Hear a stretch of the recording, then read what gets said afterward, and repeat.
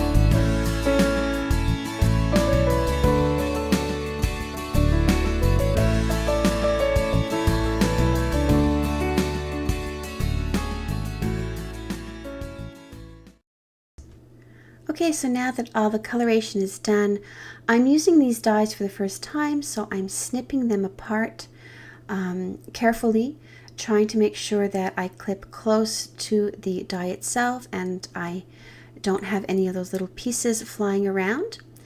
Now I'm going to take some post-it tape and I'm going to position each of the dies over top the image, and to hold it in place securely I am going to put some post-it tape and then I'm going to run it through my big shot.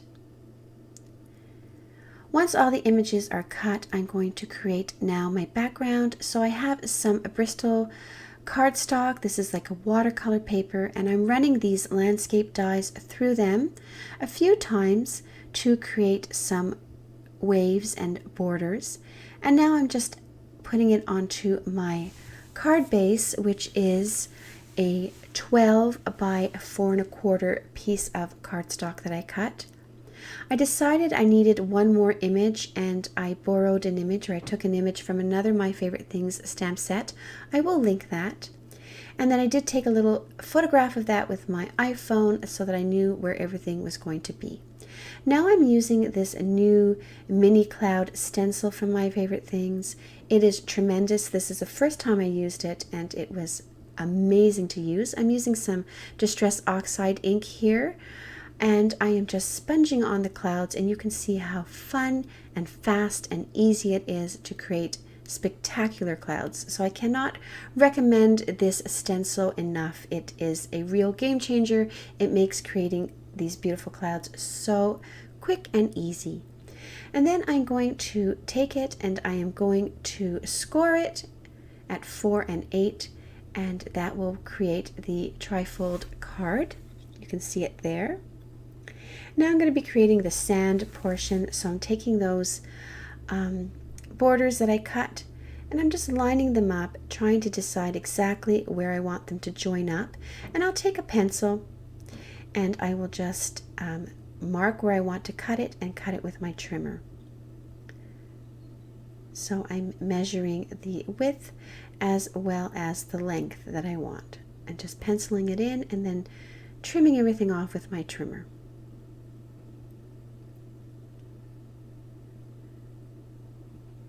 So this is going to be the sand for the card. I'm almost finished now. And all this, the card base and all these cuts are made using the Bristol watercolor paper. And then for the ocean, I'm just going to cut a piece of the cardstock at 12, and then I'm going to cut it into 4. And I think it measured about 2 inches in width. And I'm just going to sponge on some of the Distress Oxide colors onto it. I think I used Peacock Feathers and Salty Ocean, I think is what I used. I'll list everything that I used below this video. And you can see how this Distress Oxide ink just really sort of goes onto the paper really nicely, and it layers on top of each other really nicely as well. For the sand, I didn't have any Distress Oxide in the right color, so I'm using Hero Arts Shadow Ink, and I'm sponging that on. I'm using 2 colors. This first color is Soft Sand, and I'm sponging it on, having a little bit of trouble. The papers were sort of jumping away from me. So I'm sponging it on pretty well all over, but concentrating the color on the top. I'll do that for all 3 of the pieces that I'm going to be using for the scene card. And then after it's all sponged, I did go in with Soft Brown, which is a little bit darker, just to darken up the tops, just to give a little bit of contrast. Now that everything is sort of sponged with the ink, I'm able to start assembling the card. I'm putting them down and making sure that the card will actually fold. So you can see there's a little bit of gap there between the papers, but that's actually necessary so that the card will fold shut. Now I'm just slipping in the papers that are going to be for the ocean. Again, making sure that there's a tiny bit of a gap so that the card will fold, and also making sure that the horizons line up on each part of the card. I did go in and sponge a little bit on the corners there so you don't see white. And then once that was all done, I was able to start putting in all the little stamped images. And so I pulled my phone out. I had taken a photograph earlier on when I had them all sort of positioned on the card. I took a photograph so that I would remember how I had them. I'm going to put them back to where they were. Move them around a little bit, fine-tune everything, and then I'm going to be using some liquid adhesive. This is the Nouveau adhesive. I think it's by Tonic.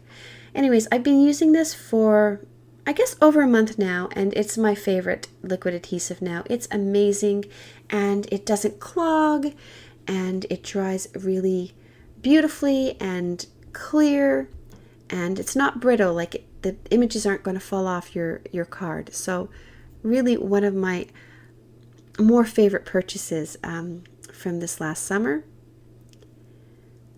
So as I glue them down, I do put that stamping block on top of them, and this weighs them down so that they are pressed up against the paper and they dry really nicely to the paper.